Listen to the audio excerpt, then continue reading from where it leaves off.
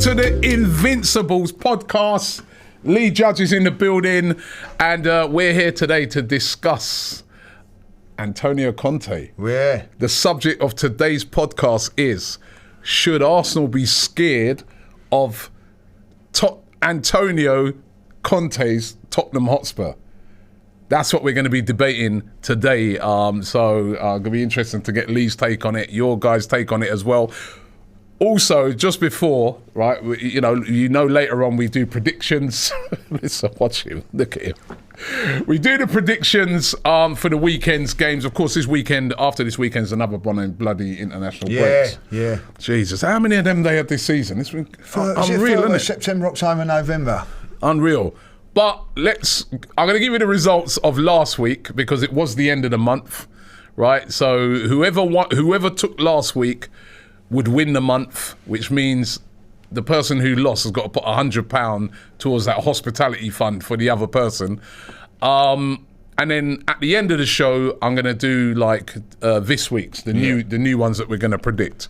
Remember I'll just say we had Mike on the show last week for Gooners for Cancer. And by the way, if you're a betting man, do not follow him. I'll tell you that. You'll be skipped. Donate to his charity, but don't follow his, because he got every single prediction wrong. He got 0 points. 0 points. But listen, great cause, Mike. Well done for the cause. Got the results there, right? So, first of all, is the Arsenal-Leicester game, right? Which, of course, finished Arsenal 2, Leicester 0. Lee Judges predicted that, so I just still can't get how he got that. He got that spot on. 3 points for him. 3 points. I said it'd be 1-0. He said it'd be 2-0.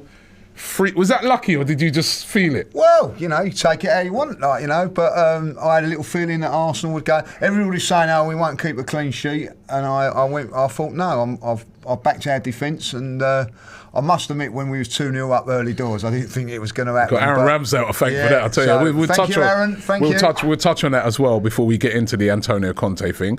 The other game was Villa West Ham. We both went for a draw. 1-1, 2-2, but actually West Ham were brilliant in that game. Ended up winning that. Was it 4-0? 4-1. 4-1. I think it was 4-1. And Mike went Villa 3-1. Mike. Wolves versus Everton. Wolves won that by 2-1. I predicted 2-0. You actually predicted that Everton would win. Yeah. So I got a point for that. And then the Spurs-Man United game, I predicted... What did I predict? 2-1 to United. I predicted 3-2. You predicted 3-2 to United. They actually won 3-0. So remember how we score this. If you get the exact result right, you get 3 points. If you just get the outcome right, you get 1 point. So I got 3 outcomes right. I got 3 points. Well, that's brilliant. That's hard to beat, that is. You got the maximum 3 points for predicting Leicester Arsenal. I did. And you got 1 outcome right, the Man United Spurs game. That means you picked me by 1 point. I can't believe it. Lee Judges has won. The first month. And that's £100 I got to put into the pot for his hospitality. I got to pull it back this month. I got to pull it back. There you go, bloody hell. I can't believe you got that. I mean, going back to that game, what an unbelievable performance. Brilliant. I saw your video. You said best performance of the season so far. Best performance of the season so far. What? Because it was away from home. I felt in the first... I don't think you could ask for a better first half of performance away from home. Took it to them. I always think it's a great thing when a manager of a top team, by the way, had to bring on players in the second half, had to change it after 45 minutes. That tells you everything you need to know about how good that performance was. Second half, it was a little bit different because they'd gone gun-ho a little bit, so we had to defend well. I was feeling, I know that they had shots and they had but I was sitting here, I'm thinking, do you know what? I think we look comfortable in a good way. Do you know what I mean? Like before, manage the game. Yeah, I think at times before when I've watched Arsenal, you think, they're going to score. You know this game, it's coming. I didn't feel that. I felt there was a different sort of energy about the game. I thought it was a great performance. 2 sides of the game. There are times when you go to top sides, away from home at any time, you have to defend well. And I felt we did. Yeah, I thought it was very impressive, and a game of two contrasting halves, right? Like you said, in the first half, we dominated it. We were absolutely brilliant. I mean, apart from really that free kick that Maddison had, which pulled off, Aaron Ramsdale with that unbelievable save. But apart from that, I felt that we were quite comfortable in the half. We got the 2 goals. We were dominating the game. We looked the more likely team. And then I remember at half-time, the guy who stood next to me, I said to him, I go, you know what? Second half, they're going to come. Yeah. So I go, we're going to have some hairy moments in that second half. It's how we deal with that, right? And I said to him, I go, I'm going to be very interested to see how we cope with it, because if we can cope with it, that is really, for me, turning over a leaf. Yeah. And the way we coped with it was brilliant. We defended well, and Aaron Ramsdale in goal was exceptional. I know people will highlight the unbelievable save, which it was an unbelievable save, but I'll highlight just his goalkeeping in general. He was commanding. Every time he came off his line, it reminded me of like Peter Schmeichel back in the day. He just made himself so big that they were either putting it wide. He was just, you know what I mean? The only other person I've seen sort of goalkeep like that this season was, did you see the game when Chelsea played Brentford? And that Mendy. Yeah, the game like that. He was the same sort of thing where he just, all the time, he was just such a presence in goal. And, and I felt Ramsdale was just the same, and he was exceptional. And just the defending, a lot of people didn't pick up the fact that when he made that great double save, the ball was still trickling in, and Thomas Partey cleared it, recovered, got to the line and kicked the ball away. Even things like that I picked up on, and I was like, we defended well, we managed the game. That is what you've got to do when you go away to a good side. That is how you've got to play, and I thought it was an unreal performance. And again, I don't think Arsenal get the credit they deserve for it, because, for instance, it's because your goalkeeper's man of the match. As you quite rightly said, Mendy was man of the match. Brentford. But everybody says, what great goalkeeping.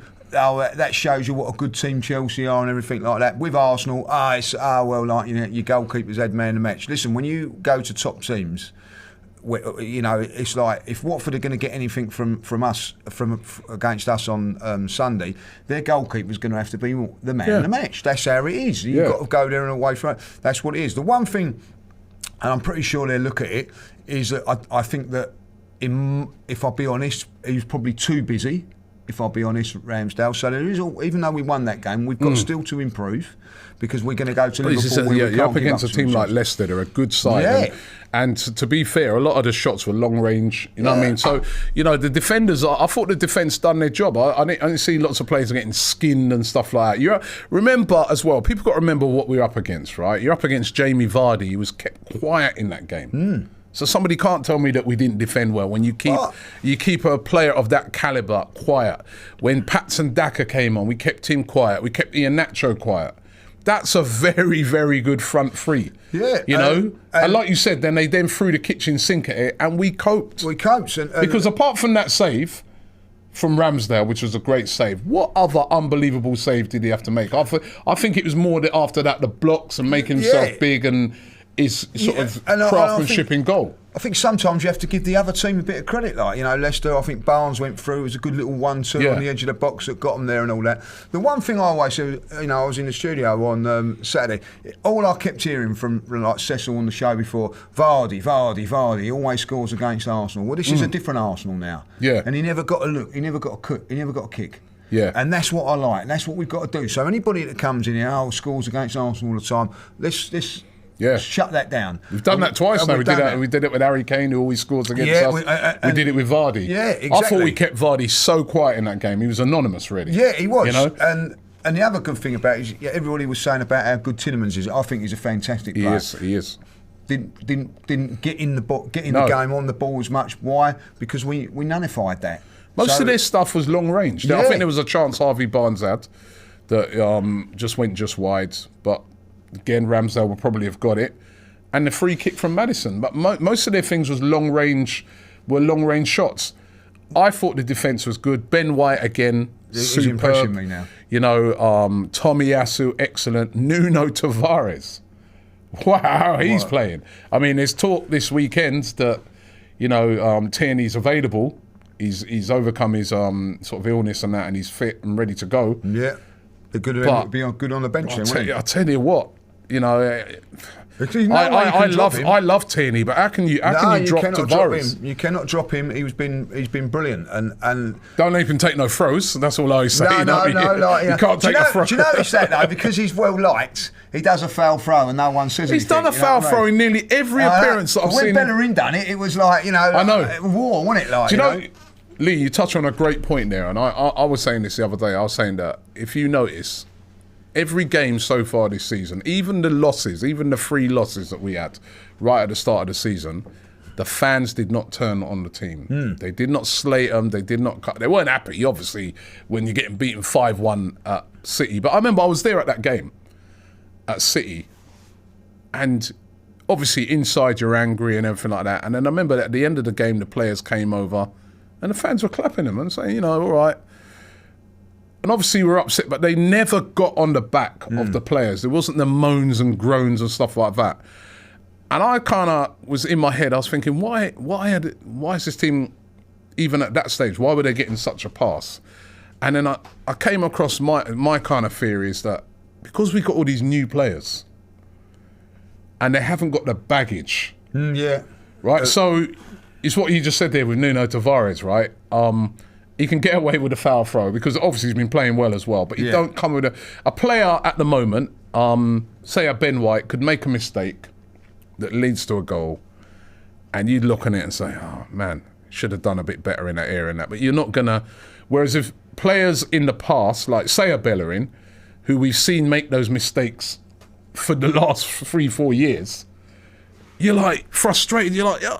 And I feel it is, a lot of these players, because there's so many new players now, you want to get behind them. They've got a lot of goodwill, you know what I mean? And they've all hit the ground running. They're all, you know what I mean? So the moans and groans, if you notice, are sometimes at some of the players that have been there for a while. Pepe, people are like, come on, Pepe, man. You know what I mean? Too much of this now, you know what I mean? Whereas these guys, we haven't seen them doing this over a long period of time.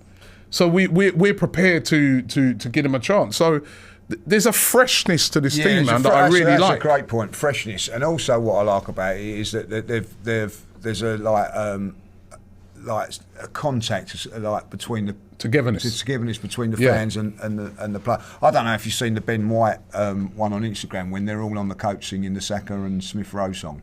That the actual players are singing it, so you feel like that they want to engage with us, and I think that's something that's very important. I saw the Aubameyang on his Instagram story when he saw Kelechi and all that. Kelechi, you know what I mean? So there's that great. There's this an interaction between the players and the fans.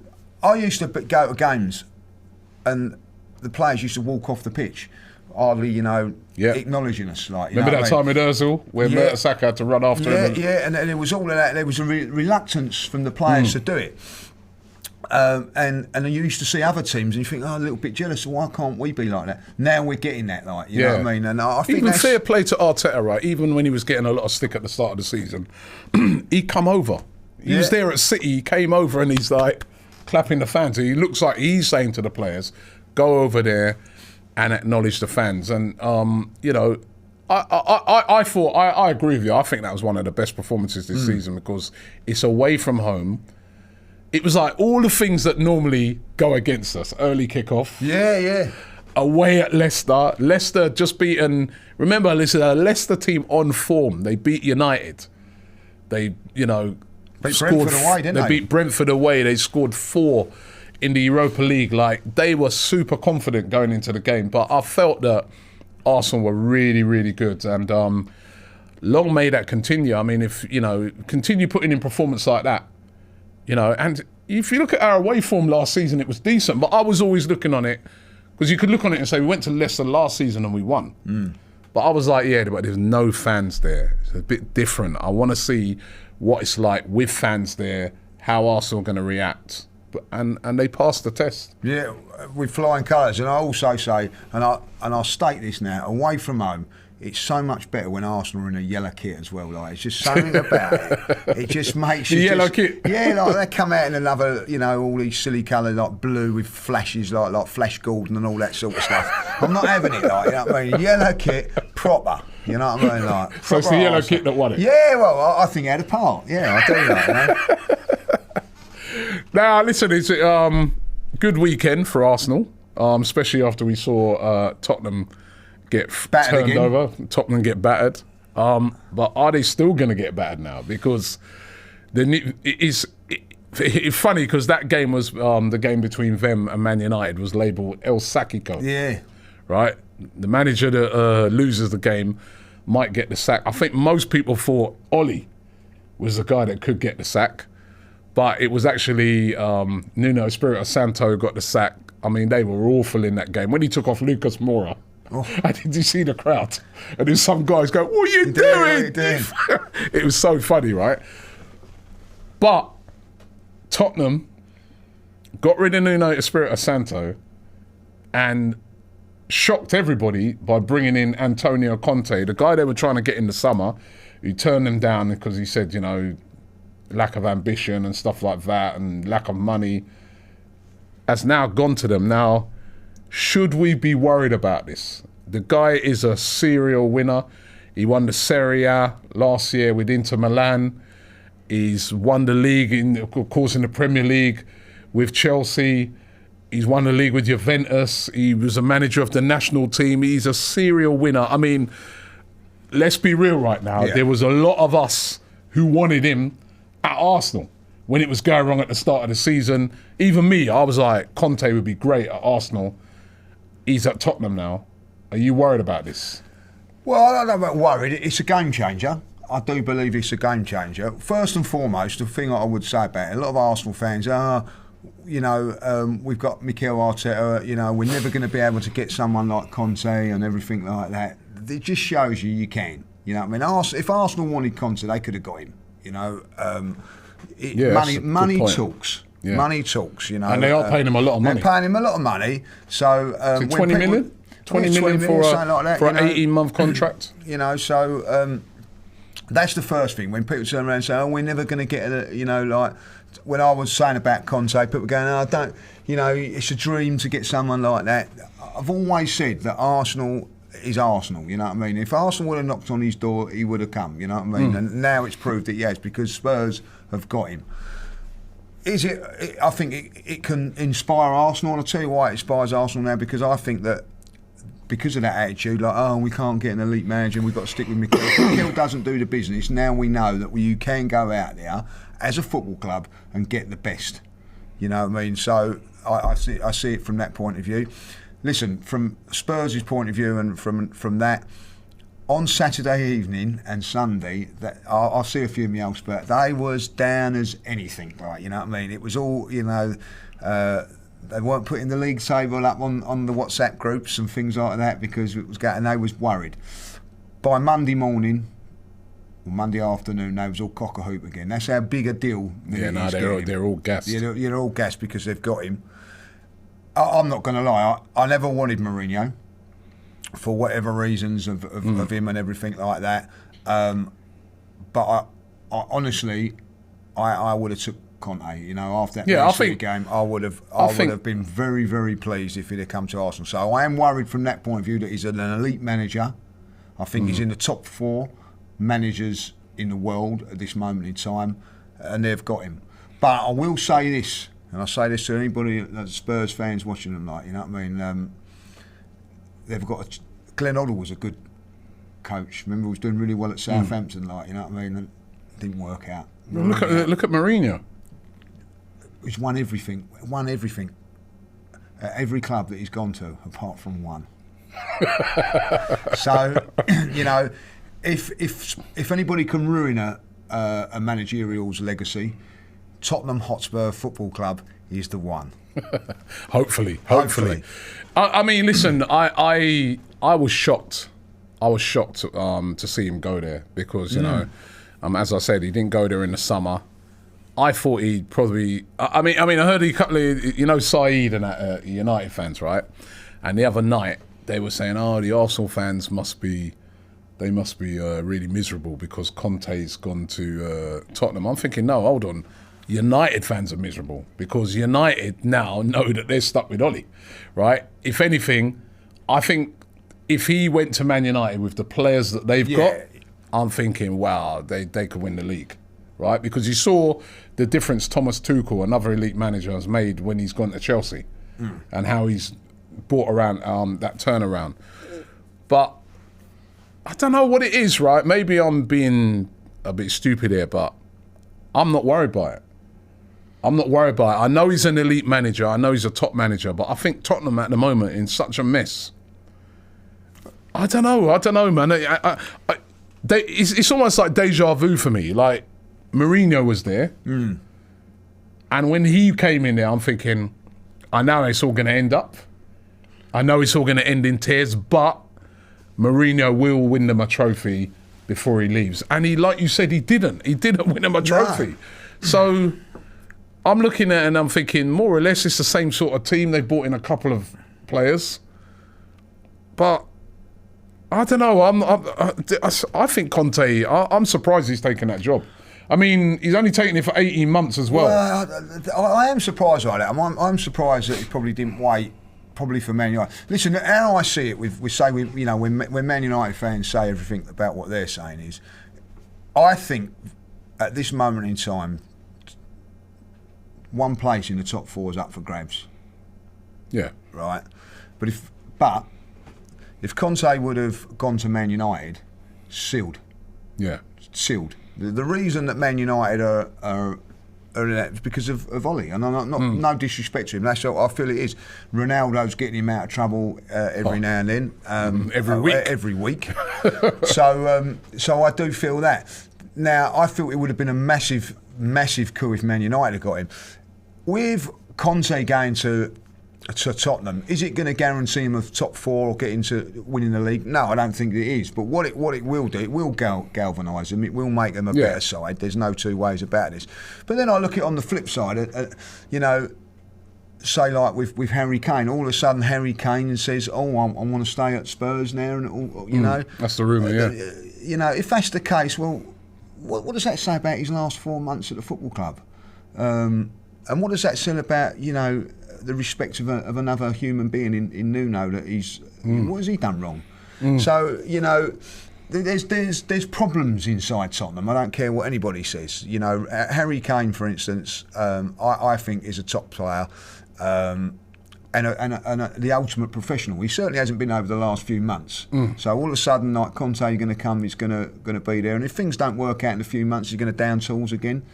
The fans turned on him on Sunday, so there's a lot of work to be done there, and it doesn't matter how good a manager you are, you've got to have the players in the first place, so I think that at Manchester United, they have the players. Yeah. Do you know what I mean? So to kick on, if you look at Chelsea last season, Tuchel coming in, he had the players to just to tinker that team there. It's true. When you looked at Chelsea's team, you're like, they should be in the top four. Yeah. So it was underachieving. Yeah, I mean, he overachieved by getting them to win the Champions League. I think that was all unexpected, but he was brought in with the aim getting to the top four. To me, Tottenham do not have the team good enough to get into the top four right now. If Conte gets them into the top four, then he's done a great job. He's performed a miracle in my books, because I'm looking at Tottenham. That team looks stale to me. I know they brought in some new players and that, but it still looks a stale outfit. Your Dele Allis and this and that. The biggest crime that Spurs have ever done, the biggest crime they've ever done, is that they've backed Mourinho, they've backed Conte. The one person they never backed is the person that put him in the position in the first place, in Pochettino. They never ever backed him. If they give him the contract that Conte's on, and they give him the funds that Mourinho had, my God, he has been, in my time as following Arsenal and being rivals with Spurs, he is the only manager that has ever got close to saying they can win the league. Do you know what, right, as well? What I was thinking about the other day, and I remember I was at... Remember we was at those football blogging awards the other day, and I met a good friend of mine, Clive Palmer, who Clive, top guy, very top guy. And he was chatting to me about Arsenal, right? And I remember when I went away from there, like the next day, really thinking about it and saying, you know what, he made some great points. Gonna have to get him on here, you know. He's good. He's quality, right? He's quality. And he said to me that day, he goes, Robbie, he goes, he goes, I like Arteta. I've still got a lot of faith in Arteta. I think this is even before a lot of the recent run of games, right? And he was saying to me, he goes, what I like about Arsenal at the moment, there's a clear, for once in a very long time, there's a clear plan. Yeah. Right? And that plan is we're rebuilding. We're going with the young players and we're going with these new players and fresh players. And Clive's saying to me, we've got to give it time, right? We've got to give these guys time to bed in and we've got to give Arteta time to make his ideas come to, you know, and then we judge it. And I was thinking, yeah, it's sound points. Now, you look at the players that Arteta's brought in, they've all done well. Yeah, every one of them. Yeah, I mean, everybody was a bit... Ramsdale, are you sure? Right? Ramsdale's been outstanding. I think Ben White, you can see already that he's going to be a top player. Yeah. Right? Tomiyasu looks good. Nuno Tavares looks good. Sambi Lokonga looks good. Odegaard, we know from last season, is good and he's still yet to get better this season. So all those players that they've brought in, you see, what I'm looking at players and I'm like, I feel that if those players stay fit, in a year's time, they're going to be better than they are now. Yeah, 100%. I mean, they look good players. And then you look at even some of the other players that he brought in before. He brought in Thomas Partey. That was a good signing, right? It was only because of the injuries, but now he's coming back to fitness. Look how good he's looking. Gabriel, people like this. So I'm looking at it now and saying, well, whether we like, you know, whether you're a big Arteta fan or not, there's a clear plan. There's a clear thing that, you know, they're trying to do. We all had a pop at Edu at some of the signings, not experienced enough. They decided, they've made a very bold and strong decision to use that £150 million and buy like several players rather than just going out and buying a couple of marquee names, right? So there's a clear plan. We're yet to see, obviously still early in the season, we're yet to see how that plan turns out, but there's a clear plan. But then I look at Tottenham. I don't see a plan. Even with the Conte thing, it's still like, you bought in Nuno, he's about like 8th choice. Now it's almost like, oh my God, you know what? We've got to try and get Conte before United get him. Let's rush around and get Conte. An 18-month contract. I look on that and I'm like, wouldn't you be bringing in... I know you can have an option to extend and things like that, but because a lot of them are citing Tuchel's one and things like that, but wouldn't you, if you got a long-term plan, wouldn't it be a 3-year? You just look on that. All those sort of things to me, I look on and I'm like, yeah, it's great now to the Tottenham fans and it is a coup that they've pulled off, but is it a bit of just... Again, no planning by Tottenham. A bit like when they got Mourinho. Let's just go and get a big name and he will bring, because of his previous track record, he will bring us glory, but you haven't got the stuff in and around it. You haven't got there's no forward-thinking plan. Because under this team, as I said, unless he performs a miracle, I can't see it. So that's why I'm not overly worried. It's a great point. And the point is they're going to have to throw a lot of money at it as well. Yeah, but they have already said. I think that Parachichi, the guy, director of football, said that there is no mega war chest. No, he's going to have to work with what he's got. And listen, you can believe everything that you turn around and say, oh, I wanted to spend a bit more time with my family and all that, like, you know what I mean? Rubbish. They offered him a lot more money to come to their football club because they were desperate because of what had gone on. Realistically, they should have done that in the first place. Give him what he wanted. And then the fact is they didn't. Yeah, and then he would have had a pre-season because one of the things apparently that he's been saying as well is that he would never take a team without a pre-season. But when you're being offered like 20 million or whatever, like. You know, you can forget about pre-season, can't you? You know what I mean? So we ain't silly enough to know it's a money thing. They've had to give Nuno £14 million. This is a club that really can't be affording to waste money, but good luck to them. I hope they waste. Yeah, I mean, the only thing that I was worried about, and I'm thinking to myself, is there somebody in the background that's going to buy the club or something like that that's going to give him the money? Because I just like. it's hard to work out.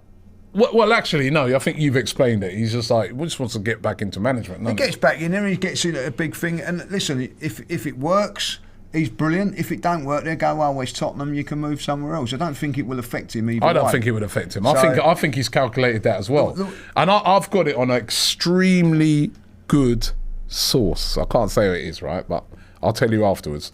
Extremely good source who said that Conte was at a dinner last week in Italy with some people, and he was openly talking about the Man United job.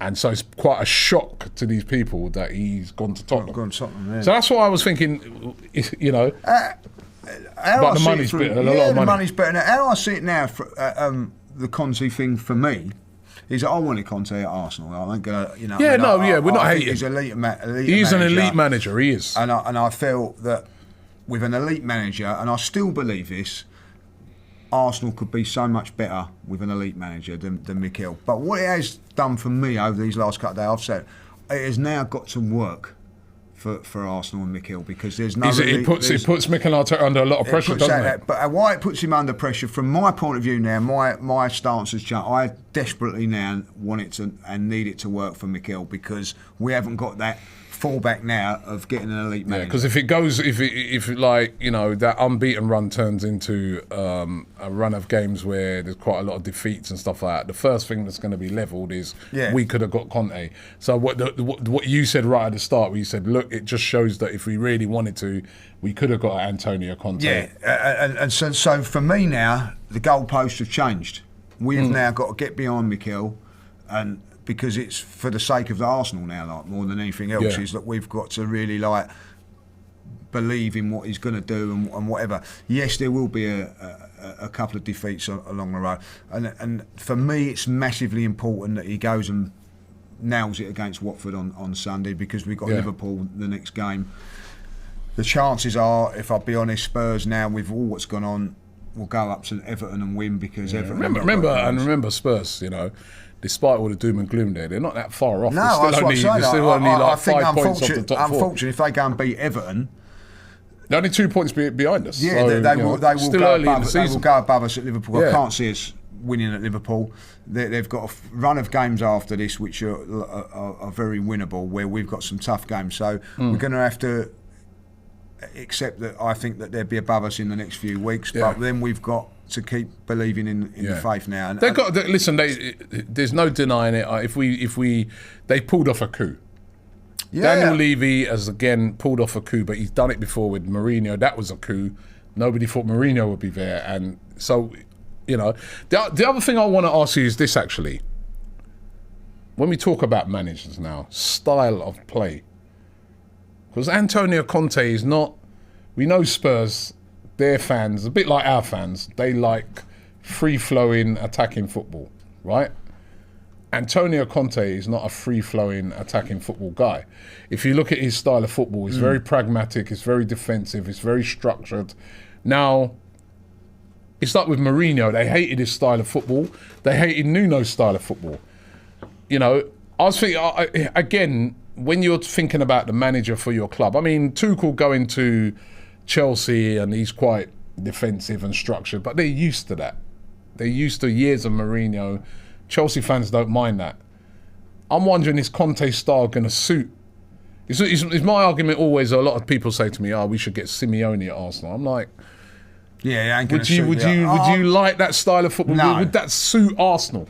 Because the manager has to suit your club as well, doesn't he? Yeah, exactly. I mean, you don't mind at first someone coming in and getting everything organised and that, but after a while, it's like with Unai Emery, wasn't it? Yeah. Unai Emery got a structured, organised, but then after a while, we were like, man, what's this? Even with Arteta, we've actually said, it's not been great football. I've been one to say it's not been great football, but then I've actually said in interviews and whatever, but I see us defensively getting better. You understand, and structural way of it. So, but it's still frustrating, and we've had to go endure it for a lot longer than what Tottenham fans have, like, you know what I mean? So, but now you can see that it's starting to bear fruit. With Tottenham, I honestly think at this moment in time, I'm speaking to a few Spurs fans and they're just desperate for a trophy. They're absolutely desperate for a trophy. Now, if they were to win... Is it desperation over a plan? Yeah, over a plan. I think it is to a certain degree. Now, I'm going to be honest with you. If they was to win the conference, I don't think that people will mock that. You know what I mean? So they've got to... Now, bringing in Conte now, they're in the quarterfinals of the Carabao Cup. Yeah, they've got West Ham, haven't they? They've got West Ham. Now, I would have said before the weekend, like when that draw was made, I'm tipping West Ham to get through there. I'm not now. I was speaking to my mate Paul, West Ham Paul. He was feeling confident that they could go there and win. Now, I don't know. There's that unsureness there, So all of a sudden, Tottenham are putting themselves in a position where they might be able to win a trophy. Manchester City have gone out of that trophy, so it is just opened it up a little bit. Like Liverpool are not going to play their strongest side, so there's a little door ajar for them to go in there, you know what I mean. But there is one team there that has not got Europe and has got a good chance of winning that as well. That's us. I mean? And that's us. So it'd be so we've got a chance to maybe stop the whip, which would be fantastic. So I do see them thinking to them chucking a lot of money to try and get a trophy and all that, But Robbie, there's no guarantees that they're going to win a trophy for the next 3 or 4. The same as us. It's a tough league as well. This Premier League is tough. I think at the end of the day, which is a worry for me when Arsenal. That's why I've delighted we got Sunderland, because we can rest a few players in that December period. But what I'm saying is, we've only got a chance of winning 3 trophies this season. One of them we can basically say is a no-go with the Premier League. So you've got 2, which is the FA Cup and Carabao Cup. That's all we've got really to I think, a good chance of winning. And as you well know, the draw of the FA Cup is all about luck. Tottenham are in the same boat. Yeah, they're in the same boat. So they've obviously got 4, but that conference thing is, no one's really going to take that too serious. It's a little bit like the Audi Cup that they go on about. They're going to get ridiculed for that. When they're going to get ridiculed. We don't even want. We was glad we're not even in it. Yeah, it's true. Do you know what I mean? So, so I think that there is that desperation for them to win a trophy. Going back a few years ago, do you remember we lost to Birmingham? We had that thing where we didn't win a trophy for it. The 10 years. We was getting mocked, weren't we? Yeah. Do you remember, I've got to win a trophy, It become desperate to win that trophy. And when we had the chance to win it in the FA Cup against Halfdan, if you remember it, we were 2-0 down. We was absolutely of course I bloody remember it. Thinking, my God, this is the opportunity. We're how many more opportunities are we going to have? We turned it around. And I don't care what anybody says. The celebrations that day were fantastic, but it was more of relief, Robbie. Pure relief. A lot of relief to go on that. I remember going into the next cup final against Aston Villa, and it wasn't the pressure of that game whatsoever. You know what I mean? Hence why we won it quite comfortably. But the pressure will build and build and build. I couldn't believe it when I was talking to some Everton fans the other day. 95 was the last time Everton won a trophy. Yeah. You know what I mean? A big club like Everton. Yeah. You know what I mean? So do you imagine if it was like Newcastle, Spurs, the last time they won a trophy. So if Spurs can get into that, it'd be fantastic, wouldn't it? You know what I mean? Like 20, 30 years without a trophy. It'd be fantastic. But imagine how desperate it will be. But like Everton, they've had their neighbours winning trophies as well while that drought's been going on. So that makes it even more precious. So the pressure of Arsenal, like another FA Cup in the trophy cabinet, you know what I mean, or whatever. And we moan about it at times. They'd be desperate for it. So long may it continue. But I do think there is a pressure on that, on winning a trophy. Yeah, it's going to be interesting. It's going to be interesting times. Antonio Conte now at Tottenham. And I want to ask you guys, are you worried about it? As Arsenal fans, are you worried that now they've got an elite manager? Let's be real. We can't fake it. We wanted him. Many of us wanted him. I wanted him. Lee wanted him. I did, yeah. Right. He's gone to Tottenham. United fans wanted him. It's a game changer. Or is it going to be a game changer? Do you look on it and think 18-month contract? I mean, what if he goes there and, does decent, gets them into the top 4, top 6, and then Real Madrid come along next season? He's only got like a year left. He might just say, pay up that and I'm gone. I don't know. Newcastle. Or Newcastle, you know what I mean? So, but yeah, it's going to make the next North London derby very, very interesting. I can tell you that. and I've already seen his name getting adapted for certain. But we won't get into that. But listen, he's going to make the next North London derby really, really interesting. But listen, we've got the job of trying to get the job done against Watford this weekend. Yeah.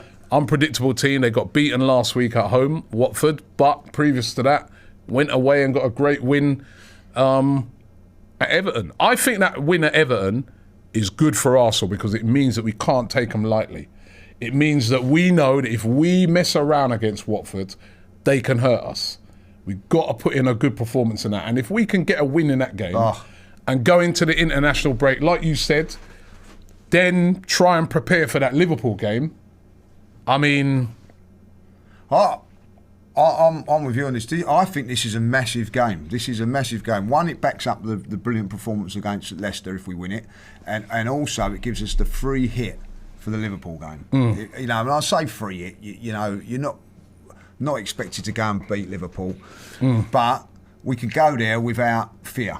And I think, like how I mean that is that Brighton done exactly that. It was a free hit for Brighton. They weren't like, we've got to win this or whatever. They went there, expressed themselves, and got a point out of it. So if we can go with that same sort of attitude, who knows? But like, and that was also what you can also look on that game. And again, another warning to Arsenal. That I watched that game. That was Liverpool taking Brighton lightly. 100%. Taking Brighton lightly, thinking to himself, they won't do that because it's Arsenal, like, you know what I mean? Like, and they had one eye on the Madrid game this week as well. So, but they won't have that when we come there. But no, I think that massive game Sunday. I really do, because also, Robbie. Let's be honest, you know what I mean? All right, I got it right, the 2-0 win, you know what I mean? It's more led with the heart than the head. A lot of Arsenal fans, if you'd have spoken to them before the game against Leicester, they were saying we'd take a point. Yeah. The expectation wasn't there for Arsenal to win that game. There is on Sunday. You know, the expectation is for Arsenal fans, we expect to win this game. So with that comes a little bit different pressure. So, and I think it's very, very important that we win this game, like, you know. All right, well, listen, we're going to get into the predictions. By the way, just before we do, would you stick with the same team that played last week? Yes. There's talk that Kieran Tierney could be fit.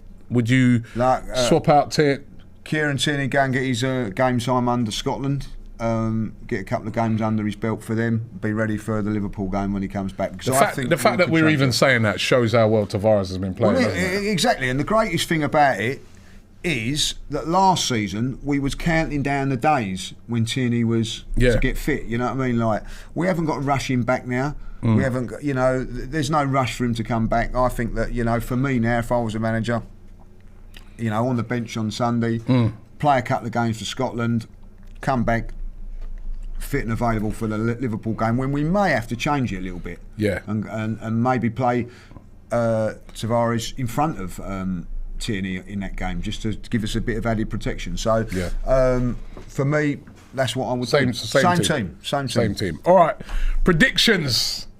Now I need to get back in this thing, man. I need to get back. We've got some great games to predict this weekend. First of all, we're going to start off with Arsenal versus Watford. Right, who's going first? You're going first. I'm going first. Arsenal 3, Watford 0. 3-0.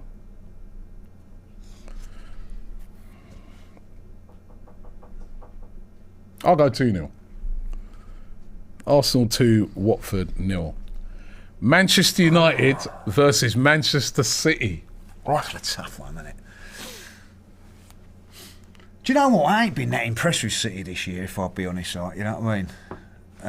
No, but what about when they went to Liverpool? Yeah. And they beat Liverpool. Right, what about, you know, I don't know, man. They're a team that can turn it on as well. You sure go first anyway. I know. I wanted you as the guide. I'm going to go off your guide here. On the one hand, I'm thinking Ollie would do it again. I said this against Liverpool. They got done 5-0. I weren't impressed with them against Atlanta. Against Atlanta the other day, they got basically it's just Ronaldo FC. Yeah. You know what I mean? Ronaldo FC versus City. I'm going to go City, man. I think City... I think it'll be closer than... It won't be like... They won't get a beat down like Liverpool. But I think it's going to be 2-1 to City. Well, that's what I was going to go. So I'm going to go can't go 2-1. That's You can't copy my result. That's how we do it. I'm going to go 2-0 then to City. 2-0 to City. Yeah. No hope. No one's giving Man United a chance. They could win it though. This is a difficult Here's one. another game. Oh. West Ham versus Liverpool. West Ham on fire at the moment. Every West Ham fan is like cock-a-hoop at the moment. Liverpool, of course, they were very impressive against Atletico, man. What a performance. They're a good side. That's two good teams. Do you know what, Mark? Paul has a go at me every time because I always You're say, West Ham, mate. Yeah, you're West Ham. I go, West Ham, a very, very good side, and then I don't back them to win. Like, do you know what I mean? I can't. As much as I'll say it again. I'm so impressed with West Ham, the way that they play. They were fantastic against Villa. Yeah. But Liverpool is a different gravy for me. Like 2-0 Liverpool. I don't think it's going to be 2-0 though. West Ham were very good against Villa. They were fantastic. They're a strong side. It's Liverpool, man. Salah and those guys. It's very hard to. I think Liverpool at the moment are the best team in the country. Them and Chelsea. I just think they just got a little bit more guile than Chelsea. West Ham. Yeah, I've got to go Liverpool, man. It's just sort of the fact that they're just 2-1 to Liverpool. And the final game, Everton versus Spurs, the brand new Conte Spurs. Now, Rafa versus Conte. I'm going to be really honest. I would have actually gone Everton to win this if it was the other way round. Not now. I think that I can't go Spurs to win a game, so I'm going to go Everton 2, Spurs 2. Yeah, I don't want to go Spurs, but I think I'm going to have to, man. Let's be real, Everton. They've been at the moment. Poor recently, man. You know, I saw them the other night against Wolves. Shocking. I think the fans now are starting to get on Rafa a bit because Agent Rafa now started to do his work. He needs a win. You know, really, he needs a win. He desperately needs a win. But Spurs, they're going to be up for it. They're going to be up for it now. They're going to be rejuvenated. I can just see that Kane scoring as well.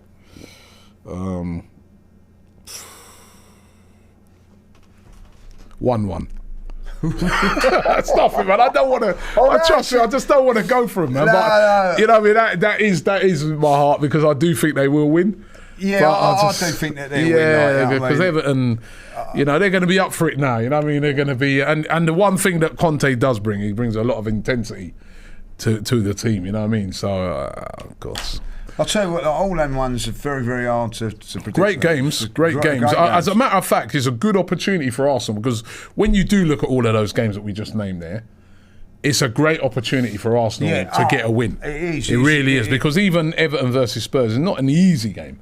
You know what I mean? No, so and you look at that. I know Manchester City because Manchester City and Man United kick off obviously on the Saturday. So whatever happens, if there was to be say Manchester United win that and we beat Watford, we're on the same points as City. We'd be on the same points. If it goes the other way, we go above Man United. So it's very, very crucial that we got now to win. own that home We got to win, and then if yeah. you look on it and say Spurs did lose, we'd open up like a sort of little gap on Spurs, like a 5-point gap on Spurs. If United lose, we go 3 points above them. If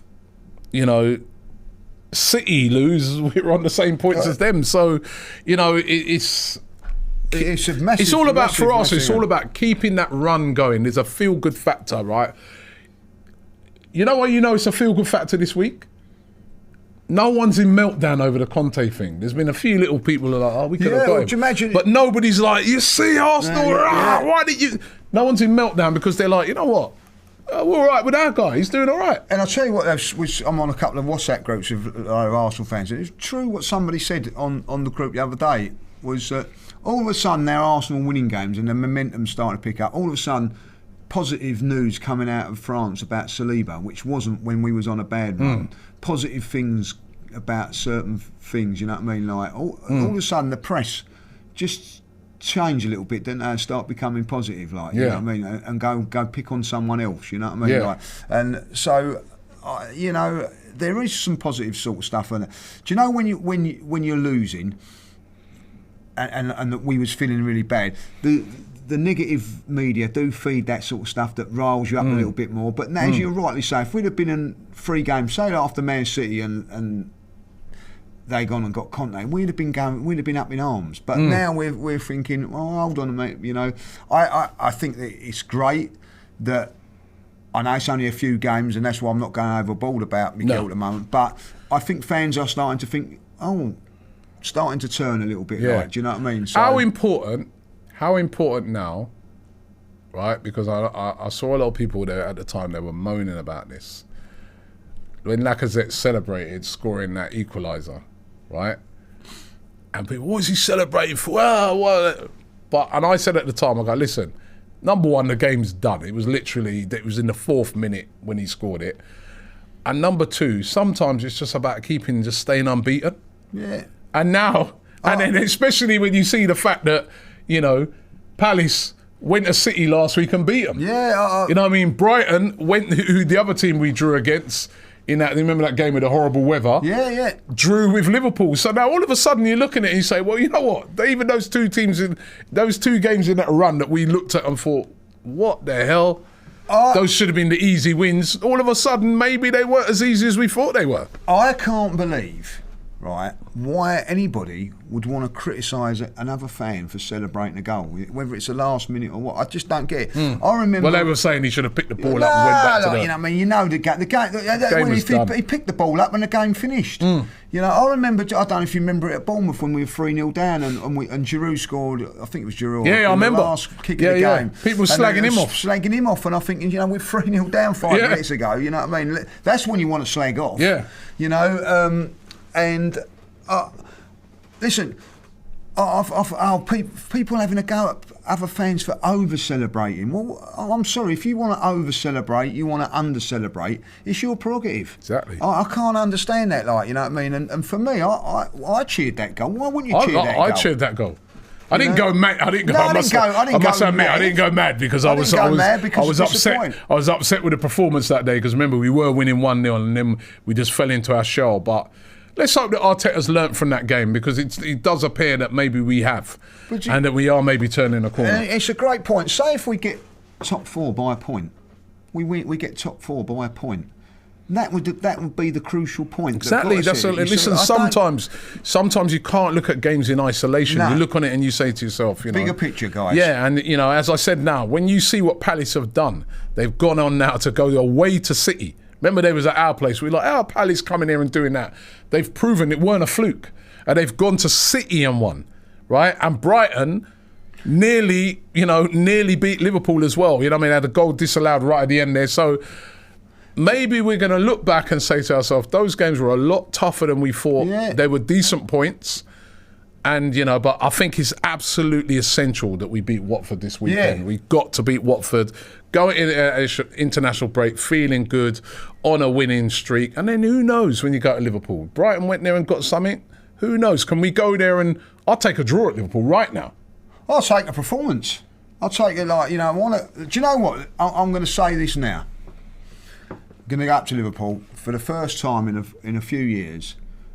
Not saying that we're going to win, but a little bit of hope, a little bit of optimism, which I think, you know, I remember saying... Only if we beat Watford. Only if we beat, because I think if we don't beat Watford... If we beat Watford, you go in there with hope because you're on a bit of an unbeaten run. And you've got a little bit of a free hit of it, like, do you know what I mean? We haven't got to be catching up. Important like that, the result against Leicester puts us in the top 6. It looks a lot better. You know, if we can win against... Watford, we'd be top 5 going into the Liverpool game. We ain't going into the Liverpool game 8 thinking, we desperately need to get something. So you can go there and just go, right, okay, let's see what happens. Yeah. So that's a little bit of a change in what's been going on in the thinking, and I'm pleased for that, like, you know. So, but as you say, it all depends on Sunday. We've just got to win on Sunday. But I'll tell you that now, if we produce the performances that we have done in the last couple of games, we'll be okay. Okay, well, let's hope we are.